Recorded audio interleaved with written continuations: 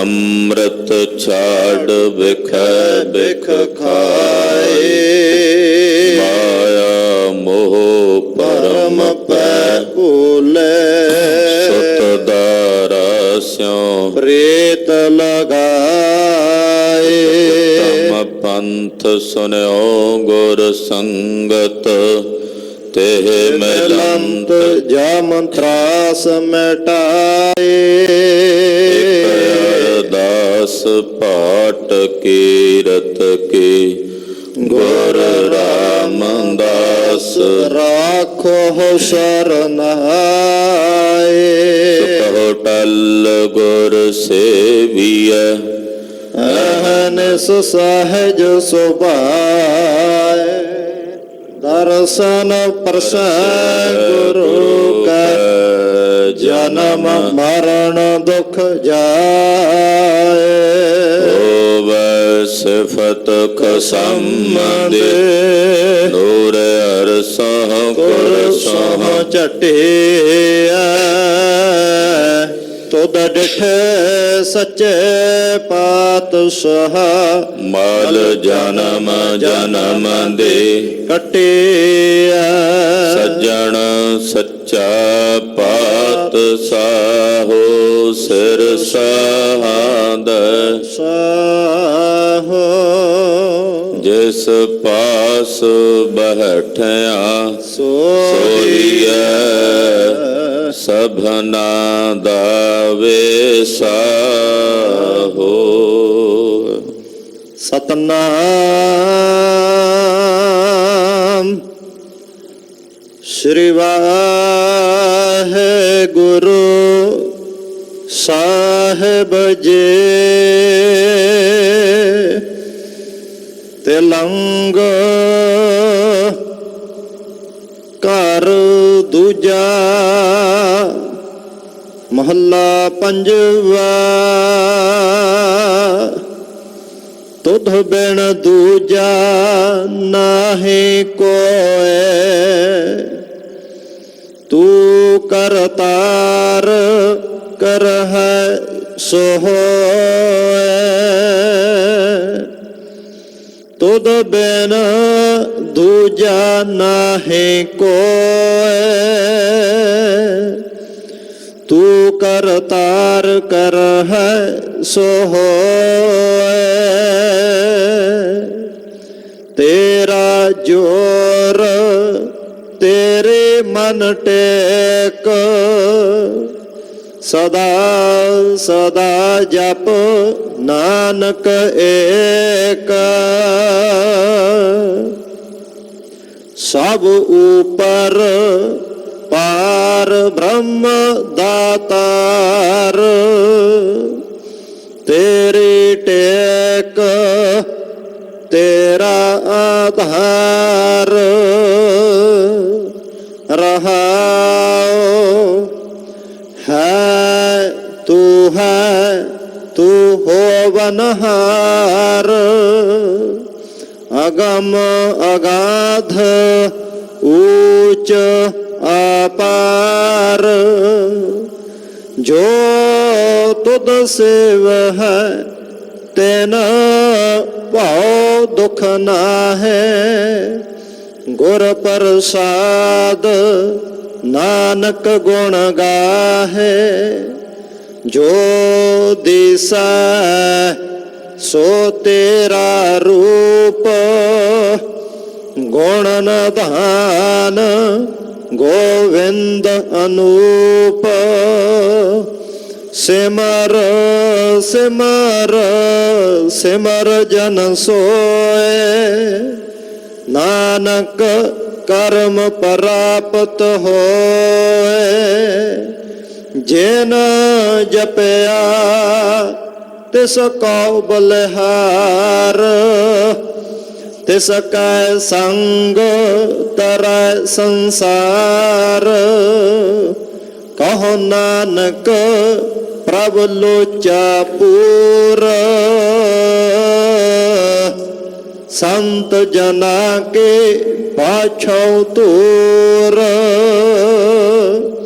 कहो नानक ਪ੍ਰਭ ਲੋਚਾ ਪੂਰ ਸੰਤ ਜਨਾ ਕੇ ਬਾਛਾਉ ਤੂਰ। ਵਾਹਿਗੁਰੂ ਜੀ ਕਾ ਖਾਲਸਾ ਵਾਹਿਗੁਰੂ ਜੀ ਕੀ ਫਤਿਹ। परम सम्मान योग सत्कार योग गुरु की साजी और नवाजी हुई। गुरु का खास रूप गुरु खालसा साध संगत जियो। जगत गुरु नौवें पातशाह धन धन श्री गुरु तेग बहादुर साहब जी महाराज जी दे पावन पवित्र चरण छो प्राप्त इतिहासक स्थान ते जोगो जोगा टल सतगुरु श्री गुरु ग्रंथ साहब जी महाराज जी दे पवित्र पावन हजूरी च हाजरियां भर के मगर सुदी पंचमी का दिन नौवें पातशाह धन धन श्री गुरु तेग बहादुर साहब जी महाराज जी का शहीदी पुरब गुरु चरना विच इकत्र हो के बहुत ही शरधा भावना ते सत्कार सहित मनाउणा कर रहे हो। हिंदुस्तान दे हिंदू वीरां दा धर्म पतन हो रहा सी। समय दा हुक्मरान बादशाह औरंगजेब जिहड़ा रोजाना लोकां दे गलां विचों सैकड़ियां दी हज़ारां दी गिणतियां च जनेऊ लाउंदा है। लखां दी गिणती दे लोगां दे धर्म नूं तब्दील करदा है, को के मारदा है, अनेकां जुल्म करदा है, हिंदू धर्म दे बने हुए धर्म स्थानां नूं ढाउंदा है।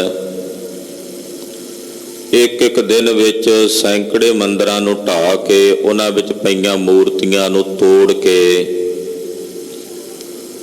जिथे मस्जिद दे पाएदान हुंदे आ उन्हां पाएदानां दे थल्ले जाके दब दिंदा भी लोग पैरां थल्ले लताड़ के अंदर जाण। सैकड़े मंदिर ढा के नेस तो नबूद कर रहा है। जालम ते जरवाना बिरती है। उस जरवानी बिरती दे नाल इहदी बिरती सी कि मैं सारे हिंदुस्तान दे विच केवल इक्को मजहब इक्को धर्म कर देवां ते वो धर्म होवेगा साडा धर्म इस्लाम। इहदे नाल दे साथी ਇਹਦੇ सलाहकार मौलवी ते काजी वो भी ਇਹਦੀ बिरती वर्गे ने ते ਉਹ ਇਹਨੂੰ प्रेर के ਇਹੋ ਜਿਹਾ ਕੰਮ ਕਰਾਉਂਦੇ। औरंगजेब ने जदों ਇਹੋ ਜਿਹਾ जुल्म ਕੀਤਾ हिंदुस्तान ਦੇ 22 सूबਿਆਂ ਦੇ ਵਿੱਚ ਆਪਣੇ परवाने भेजे। उन्हां सूबਿਆਂ ਦੇ सूबेदारां ਨੂੰ हदायत की हुक्म किया कि तुहाडे सूबਿਆਂ ਵਿੱਚ जितने भी हिंदू ने उन्हां दा धर्म बदलिया जाए। जे किसी तरह का लालच लैके वो धर्म बदलते हैं तो लालच दे दिओ। जे डरावा मनते आ डरावे नाल धर्म बदल दिओ। जे किसी का कोई कोर्ट विच कचहरी विच साडे कोल केस चलदा है उन्होंने लालच दे दिओ भी तुहाडा केस जिहड़ा है वो तुहाडी फेवर च कर देंगे, तुहाडे वल दा कर देंगे जे तुसीं दीने इस्लाम कबूल कर लवो। इहो जिहा वरतारा वरत गया सी लोकां विच। जे घर विच किसी दे नाल कोई लड़ पैंदा सी, पिंड विच किसी नाल कोई लड़ पैंदा सी ते कहंदे सी मैं चलिया मुसलमान बनन। किसी दा कोर्ट कचहरी च केस होना काजियां मौलवियां कोल भावें झूठा बंदा होवे उहदे पक्ष दे विच फैसला कर देना भी तू इस्लाम कबूल कर रहे हैं। पर जिहड़े कुछ धर्मी लोग सी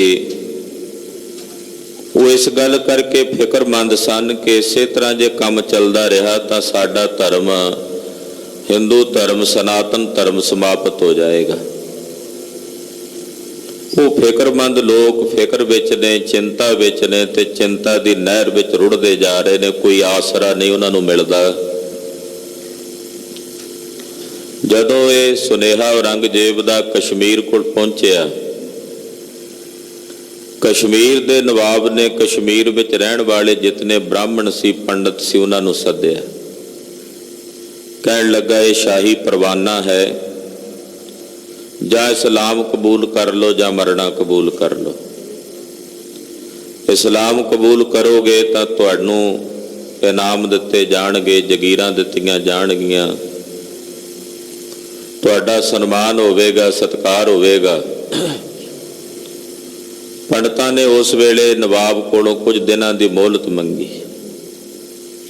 ਅਮਰਨਾਥ ਦੇ ਮੰਦਰ ਵਿੱਚ ਜਾ ਕੇ ਬਿਨਾਂ ਕੁਝ ਖਾਣ ਤੇ ਬਿਨਾਂ ਕੁਝ ਪੀਣ ਤੋਂ ਪ੍ਰਣ ਕਰਕੇ ਬੈਠ ਕੇ ਵੀ ਜਾਂ ਤਾਂ ਹੇ ਭਗਵਾਨ ਜੀ ਸਾਡੀ ਬੌੜੀ ਕਰੋ, ਨਹੀਂ ਤਾਂ ਅਸੀਂ ਇੱਥੇ ਮੰਦਰ 'ਚ ਮਰੇ ਰਹਾਂਗੇ। 3 ਦਿਨ ਇਸੇ ਤਰ੍ਹਾਂ ਬੀਤ ਗਏ। ਤੀਜੇ ਦਿਨ ਕਹਿੰਦੇ ਮਾਂ ਕਵੀ ਭਾਈ ਸੰਤੋਖ ਸਿੰਘ ਜੀ ਕਿ ਇੱਕ ਚਿੱਠੀ ਇਹਨਾਂ ਨੂੰ ਮਿਲੀ, ਜਿਸ ਚਿੱਠੀ ਵਿੱਚ ਲਿਖਿਆ ਹੋਇਆ ਸੀ ਕਿ ਤੁਹਾਡੇ ਧਰਮ ਦੀ ਬੌੜੀ ਜੇ ਕੋਈ ਕਰ ਸਕਦਾ ਹੈ ਤਾਂ ਇਸ ਵਕਤ ਕੇਵਲ ਗੁਰੂ ਨਾਨਕ ਸਾਹਿਬ ਜੀ ਦੀ ਗੱਦੀ ਦੇ 9ਵੇਂ ਮਾਲਕ ਧੰਨ ਗੁਰੂ ਤੇਗ ਬਹਾਦਰ ਸਾਹਿਬ ਕਰ ਸਕਦੇ ਹੈ, ਕੋਈ ਦੂਸਰਾ ਤੁਹਾਡੀ ਬਾਂਹ ਨਹੀਂ ਫੜ ਸਕਦਾ।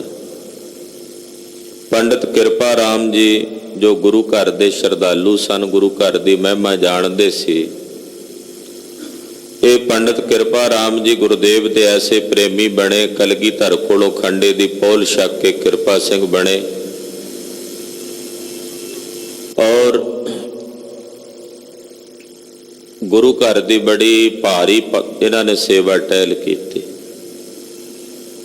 ਪੰਡਿਤ ਕਿਰਪਾ ਰਾਮ ਜੀ ਦੀ ਅੰਸ਼ ਵੰਸ਼ ਵਿੱਚੋਂ ਹੀ ਗੁਰੂ ਘਰ ਦੇ ਮਹਾਨ ਮਹਾਂਪੁਰਸ਼ ਵਿਦਵਾਨ ਹੋਏ ਨੇ ਅਕਾਲੀ ਕੌਰ ਸਿੰਘ ਜੀ, ਨਿਹੰਗ ਸਿੰਘ, ਜਿਨ੍ਹਾਂ ਦੇ ਨਾਂ ਤੇ ਗੁਰਦੁਆਰਾ ਦੁੱਖ ਨਿਵਾਰਨ ਸਾਹਿਬ ਵਿਖੇ ਲਾਇਬ੍ਰੇਰੀ ਚੱਲ ਰਹੀ ਹੈ। ਅਕਾਲੀ ਕੌਰ ਸਿੰਘ ਜੀ ਪੰਡਿਤ ਕਿਰਪਾ ਰਾਮ ਜੀ ਦੀ ਅੰਸ਼ ਵੰਸ਼ ਵਿੱਚੋਂ ਸਨ। ਗੁਰਦੁਆਰਾ ਦੁੱਖ ਨਿਵਾਰਨ ਸਾਹਿਬ ਦੇ ਕੰਪਲੈਕਸ ਵਿੱਚ ਹੀ ਅਕਾਲੀ ਕੌਰ ਸਿੰਘ ਜੀ ਦਾ ਅੰਤਮ ਸੰਸਕਾਰ ਕੀਤਾ ਗਿਆ ਸੀ ਜਦੋਂ ਉਹਨਾਂ ਨੇ ਸਰੀਰ ਛੱਡਿਆ ਸੀ। ਪੰਥ ਦੇ ਇਹੋ ਜਿਹੇ ਮਹਾਨ ਵਿਦਵਾਨ ਹੋਏ ਅਕਾਲੀ ਕੌਰ ਸਿੰਘ ਜੀ, ਜਿਨ੍ਹਾਂ ਨੇ 20 ਸਾਲ ਦੀ ਭਾਰੀ ਮਿਹਨਤ ਕਰਕੇ ਸ੍ਰੀ ਗੁਰੂ ਗ੍ਰੰਥ ਸਾਹਿਬ ਜੀ ਦਾ ਤੁਕ ਤਤਕਰਾ ਲਿਖਿਆ।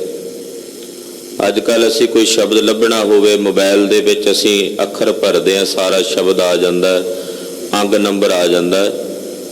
ਅਕਾਲੀ ਕੌਰ ਸਿੰਘ ਜੀ ਨੇ ਅੱਜ ਤੋਂ ਕਈ ਦਹਾਕੇ ਪਹਿਲਾਂ ਇਹ ਮਿਹਨਤ ਕਰ ਦਿੱਤੀ, ਜਦੋਂ ਮੋਬਾਈਲ ਵੀ ਇਜਾਦ ਨਹੀਂ ਸੀ ਹੋਏ, ਕਿ ਤੁਸੀਂ ਪੰਕਤੀ ਕੋਈ ਪੜ੍ਹੀ ਹੈ ਤੇ ਪਤਾ ਕਰਨਾ ਵੀ ਕਿਹੜੇ ਰਾਗ ਵਿੱਚ ਹੈ, ਕਿਹੜੇ ਅੰਗ ਤੇ ਹੈ, ਕਿਹੜੇ ਗੁਰੂ ਸਾਹਿਬਾਨ ਦੀ ਹੈ, ਤਾਂ ਉਹ ਤੁਕ ਤਤਕਰਾ ਵੇਖ ਕੇ 2 ਮਿੰਟ ਦੇ ਵਿੱਚ ਉਹ ਪੰਕਤੀ ਦੇ ਨਾਲ ਸ਼ਬਦ ਲੱਭ ਸਕਦੇ ਸੀ। ਇਹੋ ਜਿਹਾ ਤਤਕਰਾ ਅਕਾਲੀ ਕੌਰ ਸਿੰਘ ਜੀ ਨੇ ਤਿਆਰ ਕੀਤਾ।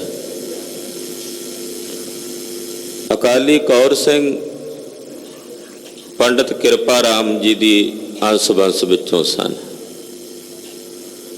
ਪੰਡਿਤ ਕਿਰਪਾ ਰਾਮ ਜੀ ਤਕਰੀਬਨ 14 ਪੰਡਤਾਂ ਦਾ ਇੱਕ ਵਫਦ ਪੂਰੇ ਹਿੰਦੁਸਤਾਨ ਦੇ ਹਿੰਦੂ ਵੀਰਾਂ ਵੱਲੋਂ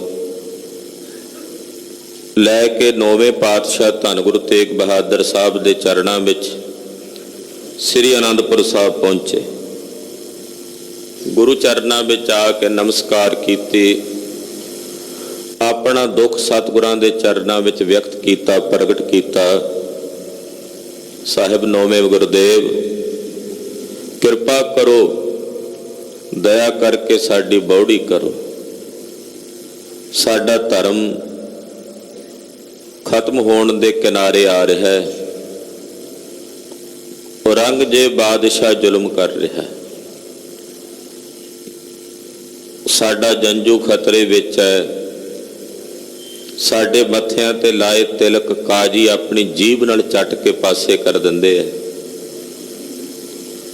ਸਾਨੂੰ ਜਬਰੀ ਗਊ ਦਾ ਮਾਸ ਤੱਕ ਖਵਾਉਣ ਦਾ ਯਤਨ ਕੀਤਾ ਜਾਂਦਾ ਹੈ।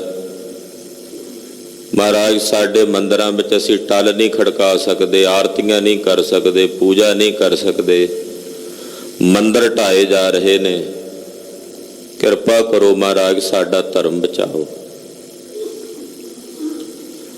ਸਤਿਗੁਰੂ ਸੱਚੇ ਪਾਤਸ਼ਾਹ ਜੀ ਮਹਾਰਾਜ ਜੀ ਦਾ ਸੁਭਾਅ ਹੈ ਜਿਹੜਾ ਸ਼ਰਨ ਆਵੇ ਉਸ ਨੂੰ ਗਲ ਲਾਉਣਾ। ਗੁਰਦੇਵ ਨੇ ਵੇਖਿਆ ਕਿ ਜ਼ੁਲਮ ਹੋ ਰਿਹਾ ਹੈ ਤੇ ਗੁਰੂ ਨਾਨਕ ਸਾਹਿਬ ਦੇ ਘਰ ਵਿੱਚ ਜ਼ੁਲਮ ਦੇ ਖਿਲਾਫ ਆਵਾਜ਼ ਬੁਲੰਦ ਕਰਨ ਦੀ ਮਰਿਆਦਾ ਹੈ।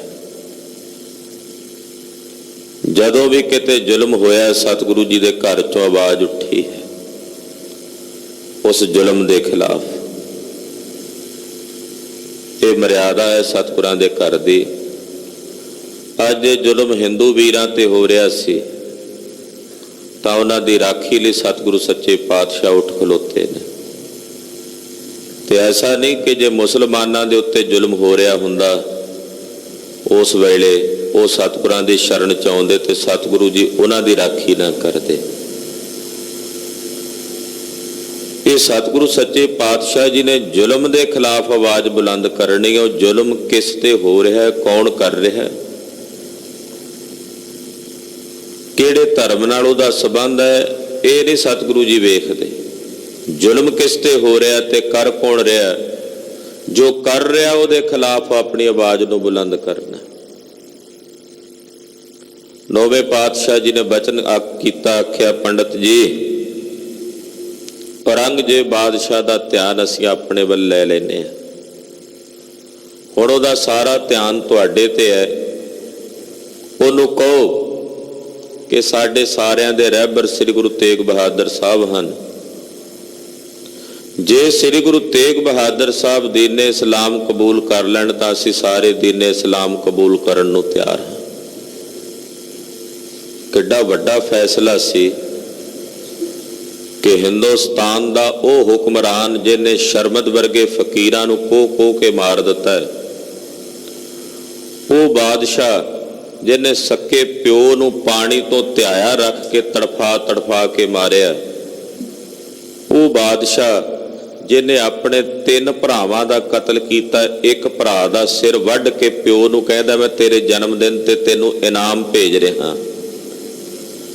ਉਸ ਕੁਕਰਮੀ ਬਾਦਸ਼ਾਹ ਦਾ ਧਿਆਨ ਆਪਣੇ ਵੱਲ ਲੈ ਲੈਣਾ ਵੀ ਉਹਦਾ ਸਾਰਾ ਧਿਆਨ ਸਾਡੇ ਵੱਲ ਆ ਜਾਏ ਔਰ ਇਹ ਬ੍ਰਾਹਮਣ ਸੁਰਖਰੂ ਹੋ ਜਾਣ। ਇਹ ਨੌਵੇਂ ਪਾਤਸ਼ਾਹ ਧੰਨ ਗੁਰੂ ਤੇਗ ਬਹਾਦਰ ਸਾਹਿਬ ਜੀ ਦੇ ਹਿੱਸੇ ਆ ਸਕਦਾ ਸੀ, ਕਿਸੇ ਦੂਜੇ ਦੇ ਨਹੀਂ।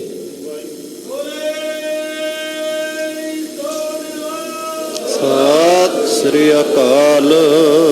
ਇਤਨਾ ਬੁਲੰਦ ਹੌਸਲਾ ਕੇਵਲ ਸਾਹਿਬ ਨੌਵੇਂ ਗੁਰਦੇਵ ਦਾ ਹੀ ਸੀ। ਪਟ ਚਾਂਦ ਜੀ ਲਿਖਦੇ ਆ, ਉਹ ਕਹਿੰਦੇ ਤੇਗ ਬਹਾਦਰ ਬੋਲਿਆ ਧਰ ਪਈਆ ਧਰਮ ਨਾ ਛੋੜੀਐ, ਬਾਹਾਂ ਜਨਾਂ ਦੀ ਪਕੜੀਐ, ਸਿਰ ਦੀਜੈ ਬਾਹਾਂ ਨਾ ਛੋੜੀਐ। ਆਖਿਆ ਜਾਓ ਔਰੰਗਜ਼ੇਬ ਨੂੰ ਕਹਿ ਦਿਓ। ਇਹ ਪੰਡਤ ਇਕੱਠੇ ਹੋ ਕੇ ਦਿੱਲੀ ਔਰੰਗੇ ਕੋਲ ਪਹੁੰਚੇ। ਔਰੰਗਜ਼ੇਬ ਬਾਦਸ਼ਾਹ ਨੂੰ ਜਾ ਕੇ ਆਪਣਾ ਇਹ ਸਾਰਾ ਬਿਰਤਾਂਤ ਦੱਸਿਆ। ਔਰੰਗਾ ਬੜਾ ਖੁਸ਼ ਹੋਇਆ, ਮੌਲਵੀਆਂ ਕਾਜ਼ੀਆਂ ਨਾਲ ਗੱਲ ਕਰਦਾ, ਕਹਿੰਦਾ ਕੀ ਲੋੜ ਹੈ ਕੱਲੇ ਕੱਲੇ ਨਾਲ ਬਹਿਸਬਾਜ਼ੀ ਕਰਨ ਦੀ। ਜੇ ਇੱਕ ਗੁਰੂ ਨੂੰ ਇਸਲਾਮ ਕਬੂਲ ਕਰਾਉਂਦਿਆਂ ਸਾਰੇ ਮੁਸਲਮਾਨ ਬਣਦੇ ਨੇ, ਇਹ ਤਾਂ ਕੰਮ ਹੀ ਬੜਾ ਸੌਖਾ। ਇੱਕ ਬੰਦੇ ਨੂੰ ਮਨਾਉਣਾ ਤਾਂ ਬੜਾ ਸੌਖਾ ਕੰਮ ਹੈ। ਉਸੇ ਵੇਲੇ ਦਿੱਲੀ ਤੋਂ ਐਦੀ ਭੇਜੇ,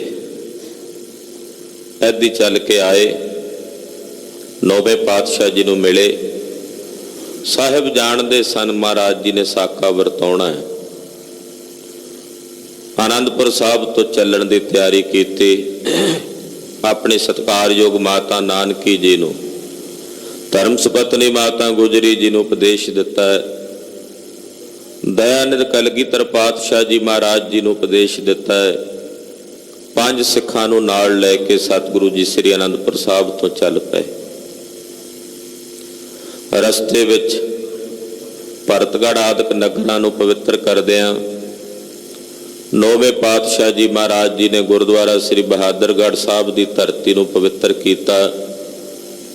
ਚੁਮਾਸੇ ਦੇ ਦਿਨ ਤਕਰੀਬਨ 3 ਮਹੀਨੇ ਤੋਂ ਵੱਧ ਸਮਾਂ ਸਤਿਗੁਰੂ ਜੀ ਇੱਥੇ ਸੈਫਦੀਨ ਉਹਦੀ ਭਾਵਨਾ ਪੂਰੀ ਕਰਨ ਵਾਸਤੇ ਗੁਰਦੇਵ ਟਿਕੇ।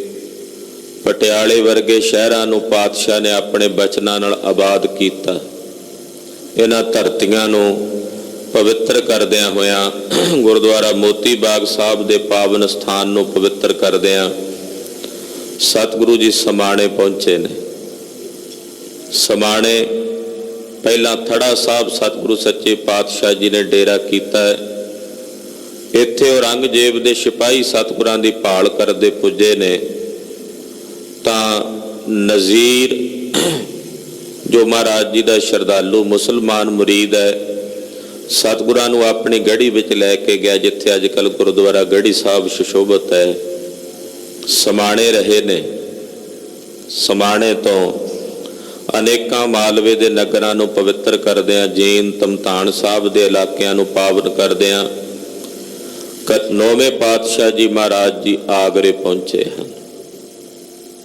ਆਗਰੇ ਉਹ ਮਾਈ ਬਜ਼ੁਰਗ ਬੈਠੀ ਹੈ ਜਿਹਨੂੰ ਗੁਰਦੇਵ ਨੇ ਕਿਹਾ ਸੀ, ਛੇਵੇਂ ਪਾਤਸ਼ਾਹ ਨੇ, ਨੌਵੇਂ ਜਾਮੇ 'ਚ ਆ ਕੇ ਤੇਰਾ ਥਾਨ ਪ੍ਰਵਾਨ ਕਰਾਂਗੇ।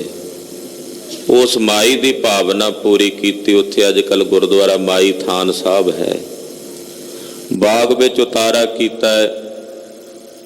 5 ਸਿੱਖ ਦੀਵਾਨ ਭਾਈ ਮਤੀ ਦਾਸ ਜੀ, ਭਾਈ ਸਤੀ ਦਾਸ ਜੀ, ਭਾਈ ਦਿਆਲਾ ਜੀ, ਭਾਈ ਗੁਰਦੱਤਾ ਜੀ, ਭਾਈ ਊਧਾ ਰਠੌਰ ਜੀ ਮਹਾਰਾਜ ਜੀ ਦੇ ਚਰਨਾਂ 'ਚ ਬੈਠੇ ਹੈ। ਇੰਨੇ ਨੂੰ ਇੱਕ ਆਜੜੀ ਬੱਕਰੀਆਂ ਚਾਰਦਾ ਉੱਥੇ ਪਹੁੰਚੇ। ਉਹਨੂੰ ਆਵਾਜ਼ ਮਾਰ ਕੇ ਗੁਰਦੇਵ ਕਹਿੰਦੇ, ਸੱਜਣਾ ਤੂੰ ਇਸ ਨਗਰ ਦਾ ਭੇਤੀ ਆ, ਲੈ ਸਾਡੀ ਅੰਗੂਠੀ ਲੈ ਜਾ।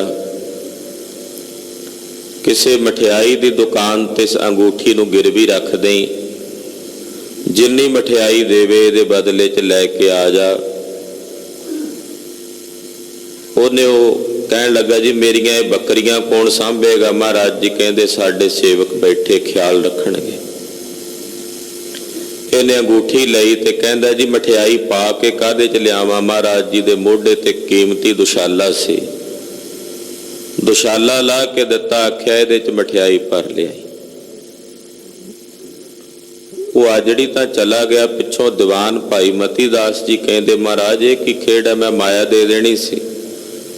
ਮਠਿਆਈ ਜੇ ਦੁਸ਼ਾਲੇ 'ਚ ਪਾਵਾਂਗੇ ਦੁਸ਼ਾਲਾ ਖਰਾਬ ਹੋ ਜਾਏਗਾ, ਮੈਂ ਕੋਈ ਕੱਪੜਾ ਹੋਰ ਦੇ ਦੇਣਾ ਸੀ।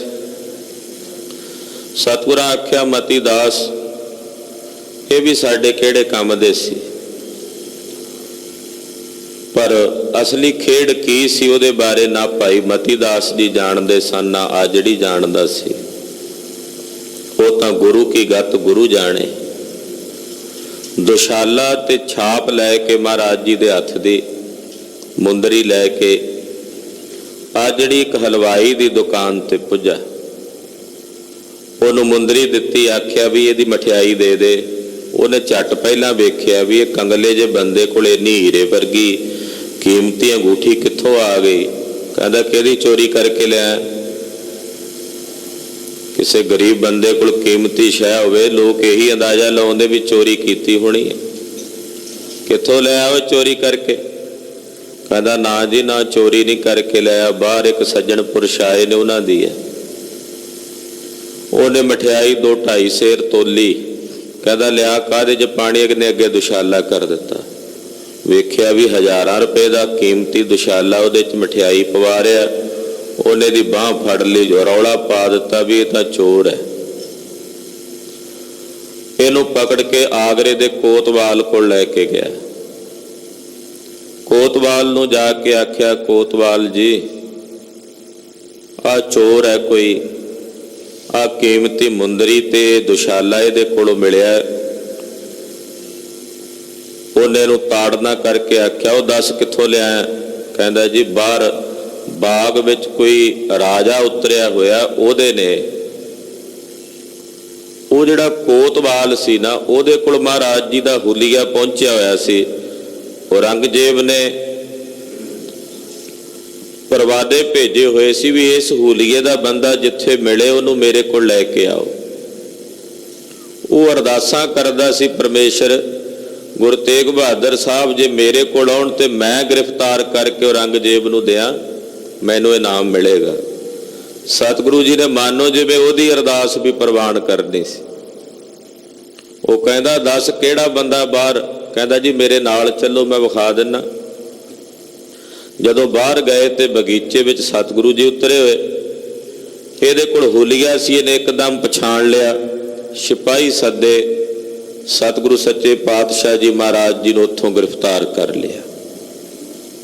ਆਗਰੇ ਗੁਰੂ ਕੇ ਤਾਲ ਵਿਖੇ ਮਹਾਰਾਜ ਸੱਚੇ ਪਾਤਸ਼ਾਹ ਨੂੰ ਨਜ਼ਰਬੰਦ ਕਰਕੇ ਇਹਨੇ ਔਰੰਗਜ਼ੇਬ ਬਾਦਸ਼ਾਹ ਕੋਲ ਸੁਨੇਹਾ ਭੇਜਿਆ ਕਿ ਬਾਦਸ਼ਾਹ ਸਲਾਮਤ, ਮੈਂ ਤੁਹਾਡੇ ਮੁਜਰਮ ਨੂੰ ਗ੍ਰਿਫਤਾਰ ਕਰ ਲਿਆ, ਦੱਸੋ ਇਹਨਾਂ ਨੂੰ ਕਿਵੇਂ ਤੁਹਾਡੇ ਕੋਲ ਲਿਆਵਾਂ। ਬਾਦਸ਼ਾਹ ਨੇ ਤਕਰੀਬਨ 6000 ਤੋਂ ਵੱਧ ਫੌਜ ਦਿੱਲੀੋਂ ਭੇਜੀ, ਕਿਉਂਕਿ ਰਾਜਪੂਤਾਨੇ ਦੇ ਇਲਾਕੇ 'ਚੋਂ ਗੁਰੂ ਜੀ ਨੇ ਗੁਜ਼ਰਨਾ। ਹੋ ਸਕਦਾ ਇਹਨਾਂ ਦੇ ਪਿਤਾ ਦੇ ਕੀਤੇ ਅਹਿਸਾਨਾਂ ਨੂੰ ਚੇਤੇ ਕਰਕੇ ਉਹ ਰਾਜੇ ਹਮਲਾ ਕਰਕੇ ਇਹਨਾਂ ਨੂੰ ਛੁਡਾ ਲੈਣ। ਇਸ ਕਰਕੇ ਬੜੀ ਤਕੜਾਈ ਨਾਲ ਸਤਿਗੁਰੂ ਸੱਚੇ ਪਾਤਸ਼ਾਹ ਜੀ ਨੂੰ ਆਗਰੇ ਤੋਂ ਗ੍ਰਿਫਤਾਰ ਕਰਕੇ ਦਿੱਲੀ ਲਿਆਂਦਾ ਗਿਆ। ਮੌਲਵੀਆਂ ਤੇ ਕਾਜ਼ੀਆਂ ਨੂੰ ਪੁੱਛਦਾ ਉਹਨਾਂ ਨੂੰ ਕਿੱਥੇ ਰੱਖੀਏ। ਕਹਿੰਦੇ ਜੀ ਆਪਣੇ ਨਗਰ ਦੇ ਵਿੱਚ ਇੱਕ ਹਵੇਲੀ ਹੈ ਜਿਹਦੇ 'ਚ ਪ੍ਰੇਤ ਰਹਿੰਦਾ। ਉਸ ਹਵੇਲੀ 'ਚ ਰਾਤ ਦੇ ਸਮੇਂ ਜੇ ਕੋਈ ਜਾਂਦਾ ਤਾਂ ਜਿਉਂਦਾ ਬਾਹਰ ਨਹੀਂ ਆਉਂਦਾ, ਡਰ ਨਾਲ ਭੈ ਨਾਲ ਮਰ ਜਾਂਦਾ। ਗੁਰੂ ਜੀ ਨੂੰ ਉਸ ਹਵੇਲੀ 'ਚ ਰੱਖਿਆ ਜਾਵੇ ਤੇ ਭਲਾ, ਨਾਲੇ ਪਤਾ ਲੱਗ ਜਾਏਗਾ, ਹੋ ਸਕਦਾ ਡਰ ਕੇ ਸਾਡੀ ਗੱਲ ਹੀ ਮੰਨ ਲੈਣ। ਸਤਿਗੁਰੂ ਜੀ ਨੂੰ ਉਸ ਪ੍ਰੇਤ ਵਾਲੀ ਹਵੇਲੀ 'ਚ ਜਦੋਂ ਨਜ਼ਰਬੰਦ ਕੀਤਾ, 5 ਸਿੱਖ ਹਵੇਲੀ ਦੇ ਬਾਹਰ ਦਰਵਾਜ਼ੇ ਦੇ ਕੋਲ, ਸਤਿਗੁਰੂ ਜੀ ਇਕੱਲੇ ਅੰਦਰ ਨੇ। ਹਵੇਲੀ 'ਚ ਰਹਿਣ ਵਾਲਾ ਜਿਹੜਾ ਪ੍ਰੇਤ ਸੀ ਉਹ ਸਤਿਗੁਰਾਂ ਦੇ ਸਨਮੁਖ ਪ੍ਰਗਟ ਹੋਇਆ ਤੇ ਗੁਰਦੇਵ ਨੂੰ ਪ੍ਰਣਾਮ ਕੀਤੀ।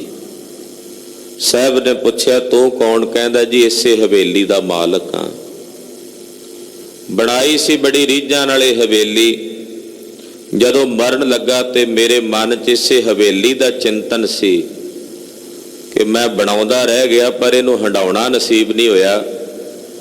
ਉਹਦੇ ਚਿੰਤਨ ਵਿੱਚ ਮੇਰੀ ਮੌਤ ਹੋਈ ਇਸ ਹਵੇਲੀ ਨੂੰ ਚਿਤ ਵਧਿਆ ਤੇ ਹੁਣ ਪ੍ਰੇਤ ਬਣ ਕੇ ਇੱਥੇ ਹੀ ਭਟਕ ਰਿਹਾ।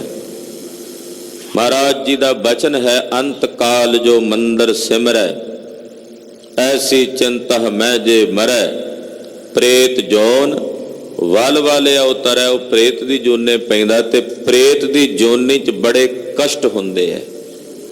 ਪ੍ਰੇਤ ਪਿੰਜਰ ਮੈਂ ਕਸ਼ਟ ਘਨੇਰੇ। ਮਹਾਰਾਜ ਜੀ ਆਖਿਆ ਵੀ ਤੈਨੂੰ ਕੀ ਦੁੱਖ ਹੈ?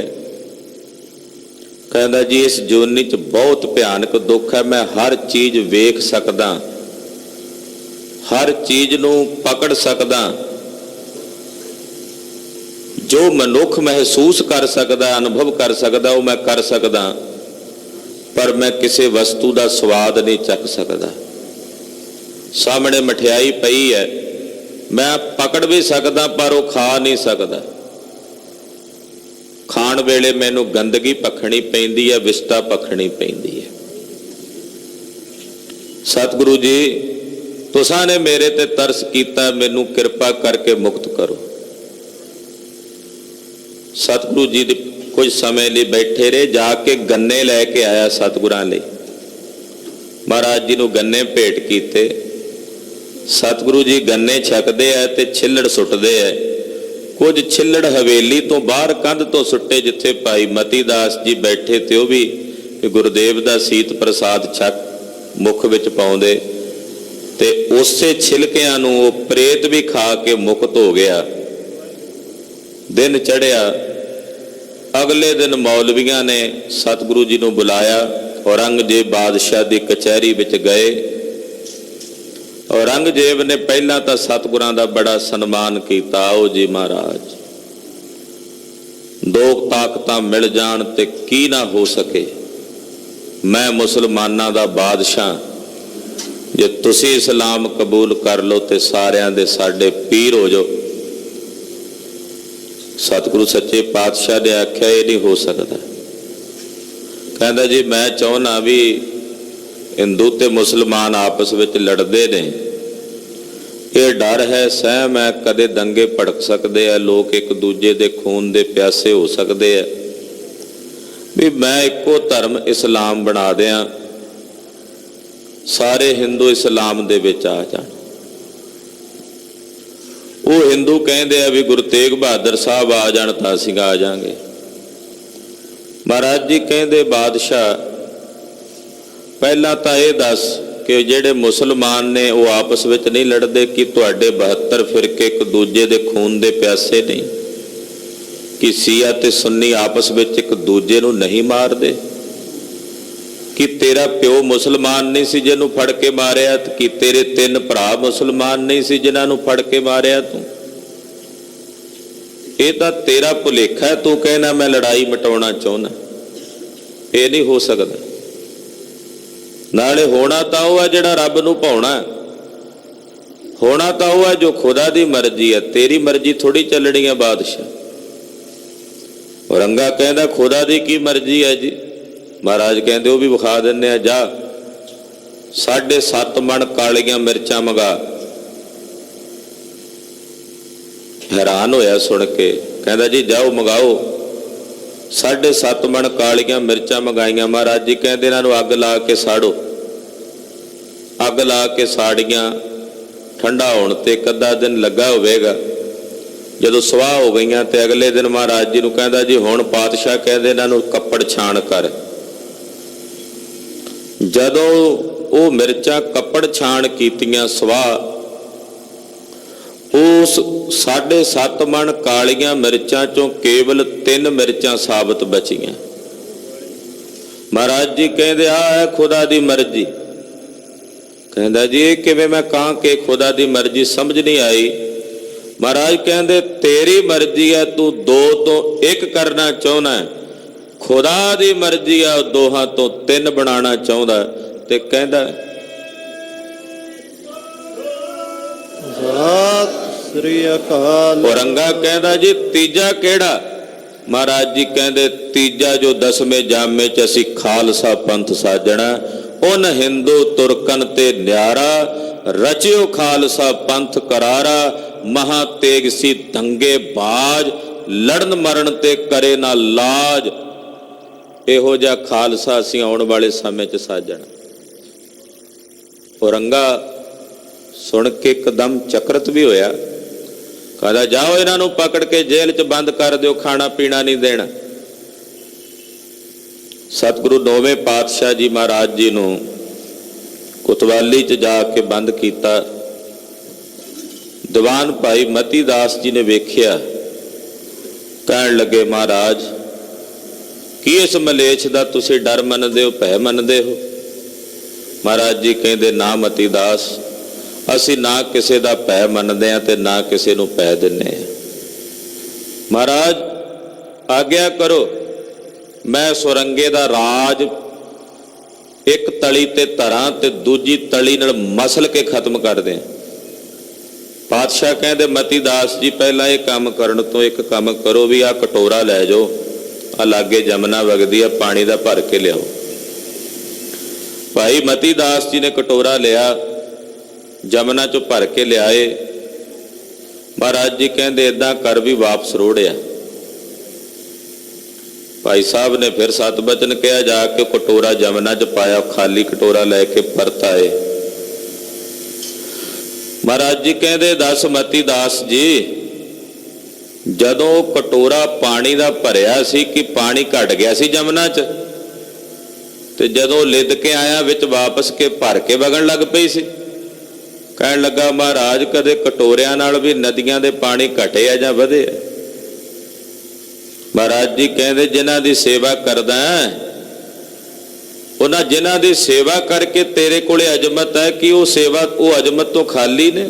ਜੇ ਬੋਧ ਮਾਤਰ ਤੈਨੂੰ ਮਿਲ ਗਈ ਹੈ। ਨਾਲੇ ਸਤਿਗੁਰਾਂ ਨੇ ਹੱਥ ਫੜਿਆ ਭਾਈ ਮਤੀ ਦਾਸ ਦਾ, ਹੱਥ ਫੜਿਆ, ਸਾਰੀ ਕਰਾਮਾਤ ਖਿੱਚ ਲਈ। ਕਹਿੰਦੇ ਜਾ ਮਤੀ ਦਾਸ ਕਰ ਦੇ ਧਰਤੀ ਪੁੱਠੀ, ਔਰੰਗਜ਼ੇਬ ਦਾ ਰਾਜ ਗਰਕ ਕਰ ਦੇ। ਮਤੀ ਦਾਸ ਜੀ ਜਿਵੇਂ ਕਿਸੇ ਤੀਲੇ ਵਿੱਚੋਂ ਪਾਣੀ ਨਹੀਂ ਸੂਤ ਕੇ ਕੱਢ ਲਈਦਾ, ਏਦਾਂ ਅਜਮਤ ਖਿੱਚ ਲਈ ਜਦੋਂ ਸਤਿਗੁਰਾਂ ਨੇ। ਕਹਿਣ ਲੱਗਾ ਮਹਾਰਾਜ ਹੁਣ ਮੈਂ ਕੀ ਕਰਨ ਯੋਗ ਰਹਿ ਗਿਆ ਹਾਂ, ਤੁਸੀਂ ਸਮਰੱਥ ਦੇਵ ਹੋ। ਪਾਤਸ਼ਾਹ ਨੇ ਆਖਿਆ ਅਜਮਤ ਨਹੀਂ ਵਿਖਾਣੀ, ਕਰਾਮਾਤ ਨਹੀਂ ਵਿਖਾਉਣੀ, ਕਿਉਂਕਿ ਔਰੰਗਜ਼ੇਬ ਨੇ 3 ਰਾਹ ਰੱਖੇ ਸੀ, ਜਾਂ ਕਰਾਮਾਤ ਵਿਖਾਓ, ਜਾਂ ਇਸਲਾਮ ਕਬੂਲ ਕਰੋ, ਜਾਂ ਮਰਨਾ ਕਬੂਲ ਕਰੋ। ਤੇ ਗੁਰਦੇਵ ਨੇ ਆਖਿਆ ਸਾਨੂੰ ਮਰਨਾ ਕਬੂਲ ਹੈ। ਨਾਟਕ ਚੇਟਕ ਕੀਏ ਕੋ ਕਾਜਾ, ਪ੍ਰਭ ਲੋਗਨ ਕਹੇ ਆਵਤ ਲਾਜਾ। ਇਹ ਨਾਟਕ ਚੇਟਕ ਕਰਨੇ ਰੱਬ ਦੇ ਪਿਆਰਿਆਂ ਦਾ ਕੰਮ ਨਹੀਂ। ਕੁਝ ਦਿਨ ਜਦੋਂ ਬੀਤੇ, ਮੌਲਵੀ ਕਹਿੰਦੇ ਕਈ ਦਿਨਾਂ ਦੇ ਭੁੱਖੇ ਨੇ ਗੁਰੂ ਜੀ, ਏਦਾਂ ਕਰੀਏ ਉਹਨਾਂ ਦਾ ਧਰਮ ਭ੍ਰਸ਼ਟ ਕਰੀਏ। ਕੀ ਕੀਤਾ ਇਹਨਾਂ ਨੇ? ਸੂਰ ਦਾ ਮਾਸ ਲਿਆ ਤੇ ਗਊ ਦਾ ਮਾਸ ਲਿਆ ਤੇ ਗਊ ਦਾ ਮਾਸ ਰਿੰਨ ਲਿਆ। ਗਾਂ ਦਾ ਮਾਸ ਰਿੰਨ ਕੇ ਉਤੋਂ ਕੱਪੜੇ ਨਾਲ ਕੱਜ ਕੇ ਤੇ ਕੋਤਵਾਲੀ ਚ ਜੇਲ੍ਹ ਚ ਸਤਿਗੁਰਾਂ ਕੋਲ ਲੈ ਕੇ ਆਏ। ਮੌਲਵੀ ਦੇ ਹੱਥ ਵਿੱਚ ਹੈ। ਗਾਂ ਇਹ ਖਾ ਲੈਂਦੇ ਆ ਤੋ ਗਾਂ ਦਾ ਮਾਸ ਰਿੰਨ ਕੇ ਲਿਆਏ, ਸਤਿਗੁਰਾਂ ਦੇ ਕੋਲ ਲਿਆ ਕੇ ਰੱਖਿਆ। ਕਹਿੰਦੇ ਜੀ ਭੋਜਨ ਲਿਆਏ ਆ ਤੁਹਾਡੇ ਲਈ। ਤੇ ਗੁਰਦੇਵ ਜੀ ਸੁਖਮਣੀ ਸਾਹਿਬ ਦਾ ਪਾਠ ਕਰ ਰਹੇ ਸੀ, ਨੌਵੇਂ ਪਾਤਸ਼ਾਹ। ਸੁਭਾਵਕ ਕਿ ਮਹਾਰਾਜ ਜੀ ਜਦੋਂ ਮੌਲਵੀ ਨੇ ਲਿਆ ਕੇ ਰੱਖਿਆ ਨਾ, ਉਹਨੇ ਗਾਂ ਦਾ ਮਾਸ ਸਤਿਗੁਰਾਂ ਦੇ ਕੋਲ ਕੱਪੜੇ ਨਾਲ ਕੱਜਿਆ ਹੋਇਆ, ਤੇ ਗੁਰਦੇਵ ਸੁਭਾਵਕ ਹੀ ਕਹਿ ਰਹੇ ਸਨ, ਕਰਤੂਤ ਪਸ਼ੂ ਕੀ ਮਾਨਸ ਜਾਤ, ਕਰਤੂਤ ਪਸ਼ੂ ਕੀ ਮਾਨਸ ਜਾਤ। ਪੂਰੀ ਲਾਗੂ ਹੋ ਰਹੀ ਸੀ ਮੌਲਵੀਆਂ ਤੇ ਵੀ ਕਰਤੂਤਾਂ ਪਸ਼ੂਆਂ ਵਾਲੀਆਂ ਹੈਣ ਬੰਦੇ ਤੁਸੀਂ। ਇਸ਼ਾਰਾ ਕੀਤਾ ਕੀ ਹੈ? ਕਹਿੰਦੇ ਜੀ ਭੋਜਨ ਲਿਆਏ ਆ। ਮਹਾਰਾਜ ਕਹਿੰਦੇ ਕੱਪੜਾ ਚੁੱਕੋ। ਚੁੱਕਿਆ ਤੇ ਉਹਦੇ ਚੋਂ ਨਿੱਕੇ ਨਿੱਕੇ ਸੂਰ ਘੁਰ ਕਰਦੇ ਬਾਹਰ ਨੂੰ ਨਿਕਲੇ। ਮੌਲਵੀ ਦੇ ਹੱਥ ਨੂੰ ਜਦੋਂ ਸੂਰ ਛੁਇਆ ਤੇ ਇਹ ਸੂਰ ਨੂੰ ਬੜਾ ਮਾੜਾ ਮੰਨਦੇ ਆ। ਮੌਲਵੀ ਅੱਗੇ ਅੱਗੇ, ਸੂਰ ਪਿੱਛੇ ਪਿੱਛੇ। ਔਰੰਗਜ਼ੇਬ ਦੇ ਮਹਿਲਾਂ ਵਿੱਚ ਜਿੱਥੇ ਰੋਟੀ ਪੱਕੇ ਉੱਥੇ ਸੂਰ ਦੌੜੇ ਫਿਰਨ। ਸਭ ਕੁਝ ਪਵਿੱਤਰ ਸਤਿਗੁਰਾਂ ਦਾ ਧਰਮ, ਕਿਉਂਕਿ ਗਊ ਖਵਾ ਕੇ ਮਹਾਰਾਜ ਜੀ ਦਾ ਧਰਮ ਤੋੜਨਾ ਚਾਹੁੰਦੇ ਸੀ, ਉਲਟਾ ਆਪਣਾ ਹੀ ਗਵਾ ਬੈਠੇ। ਕਿਉਂਕਿ ਗੁਰੂ ਨਾਨਕ ਦਾ ਘਰ ਸ਼ੀਸ਼ਾ ਹੈ, ਜਿਹੋ ਜਿਹਾ ਕੋਈ ਮੂੰਹ ਲੈ ਕੇ ਆਵੇਗਾ ਉਦਾਂ ਦੀ ਸ਼ਕਲ ਦਿਸੇਗੀ।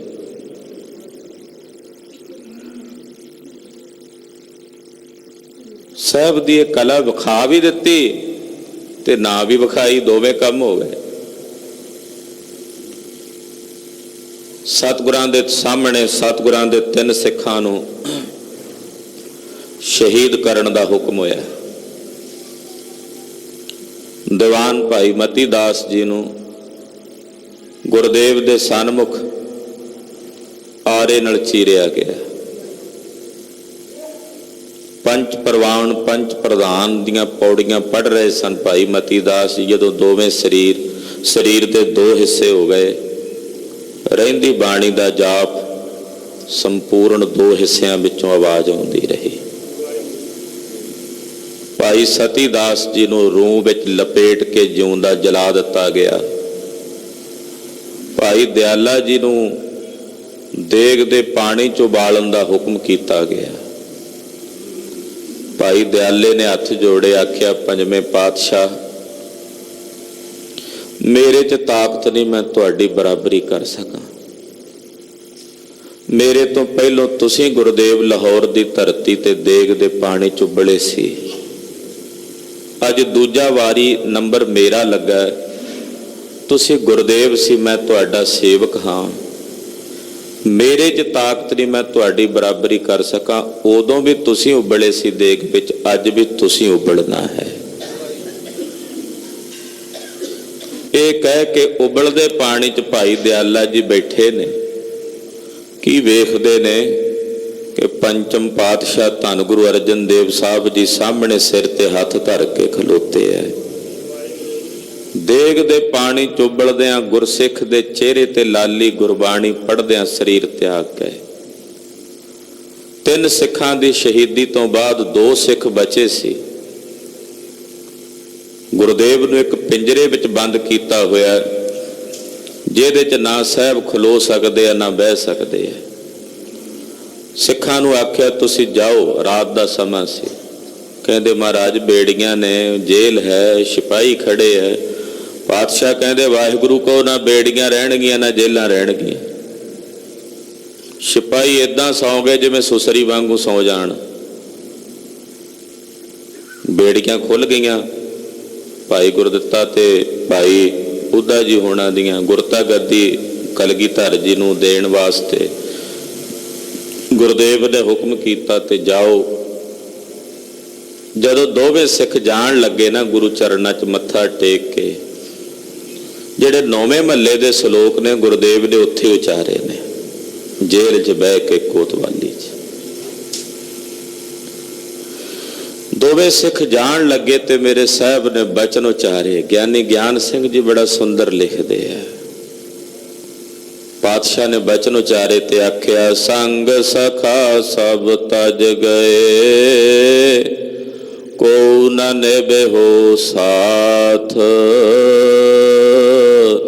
ਕਹੋ ਨਾਨਕ ਇਹ ਬਿਪਤ ਮੈਂ, ਏਕ ਏਕ ਰਘੁਨਾਥ। ਕਹੋ ਨਾਨਕ ਇਹ ਬਿਪਤ ਮੈਂ, ਏਕ ਏਕ ਰਘੁਨਾਥ। ਪਾਤਸ਼ਾਹ ਜਦੋਂ ਇਹ ਬਚਨ ਕਹੇ ਤੇ ਭਾਈ ਗੁਰਦਿੱਤੇ ਤੇ ਭਾਈ ਉਹਦੇ ਦੀਆਂ ਤਾਹਾਂ ਨਿਕਲ ਗਈਆਂ। ਸਾਹਿਬ ਆਪ ਕਹਿੰਦੇ ਹੋ ਜਾਓ ਤੇ ਆਪ ਹੀ ਮੁੜ ਕੇ ਸ਼ਲੋਕ ਉਚਾਰ ਰਹੇ ਹੋ। ਗੁਰਦੇਵ ਕਹਿੰਦੇ ਹੀ ਸੱਚ ਹੈ। ਮੱਘਰ ਸੁਦੀ ਪੰਚਮੀ ਦਾ ਅੱਜ ਦਾ ਦਿਨ ਖੂਨੀ ਸੂਰਜ ਚੜਿਆ। ਇਉਂ ਜਾਪਦਾ ਚਮਕਦਾ ਹੋਇਆ ਲਾਲ ਰੰਗ ਦਾ ਸੂਰਜ ਇਹ ਧੁੱਪ ਦੀ ਲਾਲੀ ਨਹੀਂ ਹੈ, ਮਾਨੋ ਜਿਵੇਂ ਮੇਰੇ ਸਾਹਿਬ 9ਵੇਂ ਪਾਤਸ਼ਾਹ ਦੇ ਲਹੂ ਦੇ ਨਾਲ ਲਾਲ ਹੋ ਰਿਹਾ ਹੈ। ਹੁਕਮ ਹੋਇਆ ਸੀ ਔਰੰਗੇ ਦਾ ਇਹਨਾਂ ਦਾ ਸਿਰ ਧੜ ਤੋਂ ਵੱਖਰਾ ਕਰ ਦਿਓ। ਅੱਜ ਦਾ ਦਿਨ ਦੁਪਹਿਰ ਦਾ ਵੇਲਾ, ਸੈਯਦ ਜਲਾਲੂਦੀਨ ਹੱਥ 'ਚ ਤਲਵਾਰ ਪਕੜ ਕੇ ਤਿੱਖੀ ਕਰ ਰਿਹਾ। ਦਿੱਲੀ ਦੇ ਸੈਂਕੜੇ ਲੋਕ ਚਾਂਦਨੀ ਚੌਂਕ 'ਚ ਪਹੁੰਚੇ ਹੋਏ ਨੇ। ਖੂਹ ਹੈ ਅੱਜ ਵੀ ਸੀਸਗੰਜ ਸਾਹਿਬ। ਗੁਰਦੇਵ ਨੇ ਕਿਹਾ ਸੀ ਇੱਥੇ ਇਸ਼ਨਾਨ ਕਰਨਾ। ਇਸ਼ਨਾਨ ਕੀਤਾ। ਜਲਾਲੂਦੀਨ ਨੂੰ ਵੇਖ ਕੇ ਸਤਿਗੁਰੂ ਜੀ ਹੱਸੇ ਨੇ। ਰਵਿੰਦਰਨਾਥ ਟੈਗੋਰ ਕਹਿੰਦਾ, ਮੈਨੂੰ ਇਉਂ ਜਾਪਦਾ ਸਾਰੀ ਜ਼ਿੰਦਗੀ 9ਵੇਂ ਪਾਤਸ਼ਾਹ ਕਦੇ ਨਹੀਂ ਹੱਸੇ, ਕੇਵਲ ਇੱਕੋ ਵੇਰੀ ਹੱਸੇ ਨੇ ਅੱਜ ਸੈਯਦ ਜਲਾਲੂਦੀਨ ਨੂੰ ਵੇਖ ਕੇ।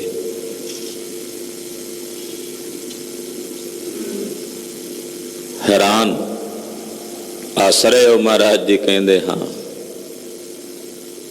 ਸਾਹਮਣੇ ਤਲਵਾਰ ਪਕੜ ਕੇ ਖਲੋਤਾ ਹੋਵੇ ਜਰਵਾਣਾ ਵੀ ਤੇਰਾ ਸਿਰ ਧੜ ਤੋਂ ਵੱਖਰਾ ਕਰਨਾ, ਉਹਨੂੰ ਵੇਖ ਕੇ ਕੋਈ ਜਿਸ ਦਾ ਧੜ ਤੋਂ ਸੀਸ ਵੱਖਰਾ ਹੋਣਾ ਮੁਸਕਰਾ ਰਿਹਾ ਹੋਵੇ, ਬੜੀ ਹੈਰਾਨੀ ਸੀ, ਬੜਾ ਵਿਸਮਾਦ ਸੀ। ਹੈਰਾਨੀ ਹੈ ਆਪਣਿਆਂ ਧਰਮਾਂ ਲਈ, ਆਪਣੀਆਂ ਕੁਲਾਂ ਲਈ, ਆਪਣਿਆਂ ਮਜ਼ਹਬਾਂ ਲਈ, ਆਪਣੇ ਪਰਿਵਾਰਾਂ ਲਈ ਲੋਕ ਮਰਨ ਨੂੰ ਤਿਆਰ ਹੁੰਦੇ, ਆਪਣਾ ਆਪ ਕੁਰਬਾਨ ਕਰਦੇ ਆ। ਵਿਸਮਾਦ ਇਹ ਹੈ ਕਿਸੇ ਗੈਰ ਦੇ ਧਰਮ ਲਈ, ਗੈਰ ਦੇ ਮਜ਼ਹਬ ਲਈ, ਗੈਰ ਦੇ ਤਿਲਕ ਤੇ ਜੰਜੂ ਦੀ ਰਾਖੀ ਲਈ ਆਪਣਾ ਸੀਸ ਦੇਣ ਲੱਗੇ ਨੇ। ਇਹ ਕੇਵਲ ਤਾਂ ਕੇਵਲ ਸ੍ਰੀ ਗੁਰੂ ਤੇਗ ਬਹਾਦਰ ਸਾਹਿਬ ਦੇ ਹਿੱਸੇ ਆਇਆ। ਸਾਡਾ ਕੀ ਵਾਸਤਾ ਸੀ ਤਿਲਕ ਜੰਜੂ ਨਾਲ? ਸਾਡੀ ਕੀ ਨਿੱਜੀ ਰੰਜਿਸ਼ ਸੀ ਔਰੰਗਜ਼ੇਬ ਬਾਦਸ਼ਾਹ ਨਾਲ? ਇਹ 9ਵੇਂ ਪਾਤਸ਼ਾਹ ਤਿਲਕ ਤੇ ਜੰਜੂ ਦੀ ਰੱਖਿਆ ਵਾਸਤੇ ਤਦੇ ਕਲਗੀਧਰ ਨੇ ਬਚਨ ਕਹੇ ਨੇ, ਤਿਲਕ ਜੰਜੂ ਰਾਖਾ ਪ੍ਰਭ ਤਾਕਾ, ਕਿਨੋ ਵੱਡੋ ਕੱਲੂ ਮਹਿ ਸਾਕਾ। ਤਿਲਕ ਤੇ ਜੰਜੂ ਦੀ ਰੱਖਿਆ ਵਾਸਤੇ ਵੱਡਾ ਸਾਕਾ ਸਤਿਗੁਰੂ 9ਵੇਂ ਪਾਤਸ਼ਾਹ ਨੇ ਕੀਤਾ। ਗੁਰਦੇਵ ਆਖਿਆ, ਸੈਯਦ ਜਲਾਲੂਦੀਨ ਤਲਵਾਰ ਚਲਾਣ ਤੋਂ ਪਹਿਲਾਂ ਸੁਣੀ, ਅਸੀਂ ਜਪਜੀ ਸਾਹਿਬ ਦੀ ਬਾਣੀ ਦਾ ਜਾਪ ਕਰਨ ਲੱਗੇ ਆ। ਸ਼ਲੋਕ ਪੜ੍ਹ ਕੇ ਜਦੋਂ ਆਪਣਾ ਸੀਸ ਝੁਕਾਵਾਂਗੇ ਤੂੰ ਆਪਣੀ ਤਲਵਾਰ ਦਾ ਵਾਰ ਕਰੀ। ਦਿੱਲੀ ਦੇ ਚਾਂਦਨੀ ਚੌਂਕ ਵਿੱਚ ਹਵਾ ਚੱਲਦੀ ਰੋ ਰਹੀ ਹੈ। ਚੜ੍ਹਦਾ ਹੋਇਆ ਸੂਰਜ ਉਹ ਰੋ ਕੇ ਬੇਬਲ ਹੋ ਰਿਹਾ ਵੀ ਮੈਨੂੰ ਵਾਹਿਗੁਰੂ ਇਹ ਦਿਨ ਕਿਉਂ ਵਿਖਾਣਾ ਸੀ। ਧਰਤੀ ਚਾਹੁੰਦੀ ਆ ਮੈਂ ਗਰਕ ਹੋ ਜਾਵਾਂ, ਮੇਰੇ ਸਿਰਜਣਹਾਰ ਸੁਆਮੀ ਦਾ ਸੀਸ ਅੱਜ ਇਸ ਧਰਤੀ ਤੇ ਮੇਰੇ ਉੱਤੇ ਧੜ ਤੋਂ ਵੱਖਰਾ ਹੋਣ ਲੱਗਾ। ਜਲਾਲੂਦੀਨ ਨੇ ਵੇਖਿਆ ਜਦੋਂ ਸਾਹਿਬ ਨੇ ਜਪਜੀ ਦੀ ਬਾਣੀ ਦਾ ਪਾਠ ਕਰਕੇ ਭੋਗ ਪਾਇਆ, ਸੀਸ ਝੁਕਾਇਆ, ਤੇਗ ਦਾ ਵਾਰ ਹੋਇਆ, ਇੱਕ ਪ੍ਰਕਾਰ ਦੀ ਕਲਾ ਹੀ ਵਰਤੀ ਸਤਿਗੁਰਾਂ ਦੀ, ਧੜ ਤੋਂ ਸੀਸ ਵੱਖਰਾ ਹੋ ਗਿਆ, ਹਾਹਾਕਾਰ ਮਚ ਗਈ। ਤਲਵਾਰ ਸਾਹਿਬ ਦੀ ਸੀਸ ਤੇ ਚੱਲੀ, ਗਰਦਨ ਤੇ ਚੱਲੀ। ਲੋਕਾਂ ਆਖਿਆ, ਨਾ ਓ ਲੋਕੋ, ਇਹ ਤਲਵਾਰ ਔਰੰਗਜ਼ੇਬ ਬਾਦਸ਼ਾਹ ਜਿਹਦਾ ਇਸਲਾਮ ਦਾ, ਮੁਸਲਮਾਨਾਂ ਦਾ 700 ਸਾਲ ਪੁਰਾਣਾ ਰਾਜ ਹੈ, ਉਹਨਾਂ ਦੀਆਂ ਜੜ੍ਹਾਂ ਤੇ ਚੱਲੀ ਹੈ, ਜੜ੍ਹਾਂ ਕੱਟੀਆਂ ਗਈਆਂ ਨੇ। ਕਲਗੀਧਰ ਸਵਾਮੀ ਲਿਖਦੇ ਹੈ, ਤੇਗ ਬਹਾਦਰ ਕੇ ਚਲਤ ਭਇਓ ਜਗਤ ਕੋ ਸੋਕ, ਹੈ ਸਭ ਜਗ ਭਇਓ, ਜੈ ਜੈ ਜੈ ਸੁਰ ਲੋਕ। ਇੱਕਦਮ ਸ਼ੋਕ ਹੈ, ਆ ਕੀ ਹੋ ਗਿਆ? ਹਾਹਾਕਾਰ ਮਚ ਗਈ, ਹਨੇਰੀ ਚੱਲ ਪਈ, ਝੱਖੜ ਵਹਿ ਟੁਰਿਆ। ਧਰਤੀ ਸੋਚਦੀ ਹੈ ਮੈਂ ਗਰਕ ਹੋ ਜਾਵਾਂ। ਉਧਰ ਆਕਾਸ਼ ਵਿੱਚ ਦੇਵਤੇ ਆਏ ਨੇ, ਬਿਬਾਨ ਲੈ ਕੇ ਤੇ ਜੈ ਜੈਕਾਰ ਕਰ ਰਹੇ ਨੇ। ਨੌਵੇਂ ਪਾਤਸ਼ਾਹ, ਤੁਸੀਂ ਸਾਡੀ ਬੌੜੀ ਕੀਤੀ ਹੈ, ਸਾਡੇ ਮੰਦਰ ਰਹਿ ਜਾਣਗੇ। ਹੁਣ ਸਾਡੇ ਮੰਦਰਾਂ 'ਚ ਟੱਲ ਖੜਕਣਗੇ। ਹਿੰਦੂ ਵੀਰਾਂ ਦੇ ਮੱਥਿਆਂ ਤੇ ਲੱਗੇ ਤਿਲਕ ਵੇਖ ਕੇ ਸੰਤੁਸ਼ਟੀ ਹੋਵੇਗੀ, ਇਹ ਜਾਣ ਕੇ ਕਿ ਨੌਵੇਂ ਪਾਤਸ਼ਾਹ ਦਾ ਰਕਤ ਹੈ। ਸਾਡਾ ਧਰਮ ਰਹਿ ਗਿਆ। ਜਗਤ ਗੁਰੂ ਸ੍ਰੀ ਗੁਰੂ ਤੇਗ ਬਹਾਦਰ ਸਾਹਿਬ ਜੀ ਦਾ ਸੀਸ ਭਾਈ ਜੈਤਾ ਜੀ, ਜੋ ਬਾਅਦ ਵਿੱਚ ਭਾਈ ਜੀਵਨ ਸਿੰਘ ਜੀ ਬਣੇ, ਰੰਗਰੇਟੇ ਗੁਰੂ ਕੇ ਬੇਟੇ, ਉਹ ਦਿੱਲੀੋਂ ਲੈ ਕੇ ਆਨੰਦਪੁਰ ਸਾਹਿਬ ਮਹਾਰਾਜ ਜੀ ਦੇ ਚਰਨਾਂ 'ਚ ਪਹੁੰਚੇ। ਸੀਸਗੰਜ ਸਾਹਿਬ ਵਾਲੇ ਸਥਾਨ ਤੇ ਸੰਸਕਾਰ ਹੋਇਆ। ਕਦੇ ਚਿੰਤਨ ਵਿੱਚ ਲਿਆ ਕੇ ਵੇਖੀਏ, ਮਾਂ ਨਾਨਕੀ ਨੇ ਜਦੋਂ ਆਪਣੇ ਲਾਲ ਨੌਵੇਂ ਪਾਤਸ਼ਾਹ ਦਾ ਸੀਸ ਵੇਖਿਆ ਹੋਵੇਗਾ ਧੜ ਤੋਂ ਬਿਨਾਂ, ਜਦੋਂ ਭਾਗਸ਼ਾਲੀ ਮਾਤਾ ਗੁਜਰੀ ਨੇ ਆਪਣੇ ਪਤੀ ਦਾ ਸੀਸ ਤੱਕਿਆ ਹੋਵੇਗਾ, 9 ਸਾਲ ਦੇ ਪੁੱਤ ਨੇ ਜਦੋਂ ਆਪਣੇ ਪਿਤਾ ਦਾ ਕੱਲਾ ਸੀਸ ਵੇਖਿਆ ਹੋਵੇਗਾ। ਧੜ ਰਕਾਬਗੰਜ ਸਾਹਿਬ ਭਾਈ ਲੱਖੀ ਸ਼ਾਹ ਬਣਜਾਰੇ ਨੇ ਸੰਸਕਾਰ ਕੀਤਾ। ਤੇਗ ਬਹਾਦਰ ਸਾਹਿਬ, ਸਾਡੇ ਕੋਲੋਂ ਤੇਰਾ ਪੂਰਾ ਸਤਕਾਰ ਨਹੀਂ ਹੋ ਸਕਿਆ, ਧੜ ਕਿਤੇ ਸੀਸ ਕਿੱਥੇ, ਸਾਡੇ ਕੋਲੋਂ ਤੇਰਾ ਸੰਪੂਰਨ ਅੰਤਮ ਸੰਸਕਾਰ ਵੀ ਨਹੀਂ ਹੋ ਸਕਿਆ। ਨੌਵੇਂ ਪਾਤਸ਼ਾਹ ਦੀ ਇਸ ਮਹਾਨ ਸ਼ਹਾਦਤ ਨੂੰ ਕੋਟि ਕੋਟि ਪ੍ਰਣਾਮ ਹੈ, ਨਮਸਕਾਰ ਹੈ। ਗੁਰਦੇਵ ਕਿਰਪਾ ਕਰੋ ਮਹਾਰਾਜ, ਸਾਡੇ ਸਾਰਿਆਂ ਦੀਆਂ ਹਾਜ਼ਰੀਆਂ ਨੌਵੇਂ ਪਾਤਸ਼ਾਹ ਆਪਣੇ ਚਰਨਾਂ 'ਚ ਲਾ ਲਓ। ਆਪਣੇ ਚਰਨਾਂ ਕਮਲਾਂ ਦੀ ਪ੍ਰੀਤੀ ਤੇ ਭੈ ਭਾਵ ਨਹੀਂ ਬਖਸ਼ੋ। ਸਮੂਹ ਗੁਰੂ ਕੀ ਸੰਗਤ ਨੂੰ ਬੇਨਤੀ ਹੈ, ਸਤਿਗੁਰਾਂ ਦੇ ਪਾਵਨ ਸ਼ਹੀਦੀ ਜੋੜ ਮੇਲ ਨੂੰ ਮੁੱਖ ਰੱਖਦਿਆਂ ਸਾਰਾ ਦਿਨ ਦੀਵਾਨ ਸਜਣੇ ਹੈ। ਉਚੇਚੇ ਤੌਰ ਤੇ ਸ਼ਾਮ ਨੂੰ 5 ਵਜੇ ਤੋਂ 11 ਵਜੇ ਤੱਕ ਕੀਰਤਨ ਸਮਾਗਮ ਹੋਣੇ ਨੇ। ਸਾਰੀਆਂ ਸੰਗਤਾਂ ਨੂੰ ਬੇਨਤੀ ਹੈ ਕਿ ਭਾਈ ਸ਼ਾਮ ਨੂੰ 5 ਤੋਂ 11 ਵਜੇ ਤੱਕ ਦੇ ਸਮਾਗਮਾਂ ਵਿੱਚ ਜ਼ਰੂਰ ਹਾਜ਼ਰੀਆਂ ਭਰੋ ਪਰਿਵਾਰਾਂ ਸਮੇਤ। ਧੰਨ ਗੁਰੂ ਤੇਗ ਬਹਾਦਰ ਸਾਹਿਬ ਦੀ ਸ਼ਹਾਦਤ ਨੂੰ ਨਤਮਸਤਕ ਹੋਵੋ। ਗੁਰਦੇਵ ਦੀ ਸ਼ਹਾਦਤ ਨੂੰ ਕੋਟि ਕੋਟि ਪ੍ਰਣਾਮ ਕਰੋ।